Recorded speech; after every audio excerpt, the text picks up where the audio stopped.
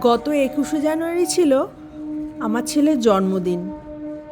তাই আমি আর আমার কর্তা মিলে চলে গেছিলাম দক্ষিণেশ্বরে পুজো দিতে।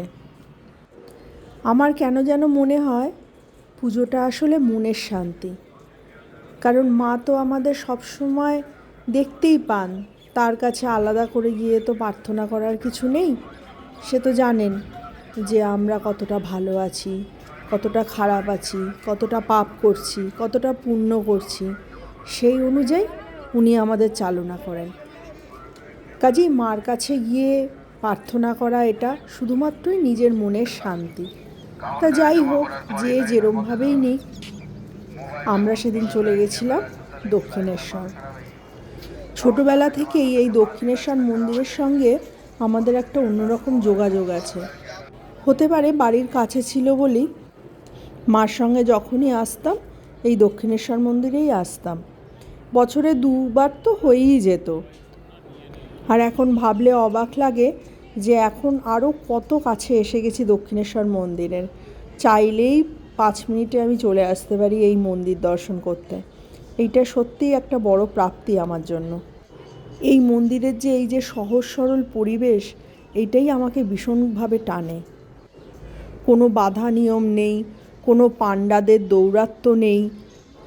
মায়ের দর্শন করাটাই মুখ্য এখানে, যেটা কিনা স্বয়ং রানী রাসমণি চেয়েছিলেন। জাতি, ধর্ম, বর্ণ নির্বিশেষে সবাই এক লাইনে দাঁড়িয়ে মাকে দর্শন করছে। এটা কিন্তু ভারতের অনেক বিখ্যাত মন্দিরেই কিন্তু দেখতে পাওয়া যায় না। এখানকার পরিষ্কার পরিচ্ছন্ন পরিবেশ অন্যান্য যে কোনো মন্দিরের থেকে একে কিন্তু আলাদা করে দেয়। যতবার এখানে এসে এই গঙ্গার সামনে দাঁড়াই, পুরনো স্মৃতিতে ফিরে যাই। ছোটোবেলা মায়ের সঙ্গে এখানে আসতাম, তখন তো এরকম ছিল না, এখন অনেকটাই চেঞ্জ হয়েছে। যেমন ওই গঙ্গার ধারেই ওই জায়গাটা তো গঙ্গা থেকে সোজা চান করে লোকে পুজো দিত, এখন ওই গেটটা বন্ধ করে দিয়েছে। সামনের রাস্তাটায় দুদিকে ফুল মালা ডালার দোকান থাকতো, আচারের দোকান থাকতো। বাড়ি ফেরার পথে আচার কিনে নিয়ে ফিরতাম। তাই সেই সবই মনে পড়ে যাচ্ছিল সেদিন সেখানে গিয়ে। তো ওখানে যাব আর কচুরি খাবো না সেটা তো হয় না। আর খিদেও পেয়েছিল বেশ, সেই সকালবেলা পুজো দিতে গেছিলাম।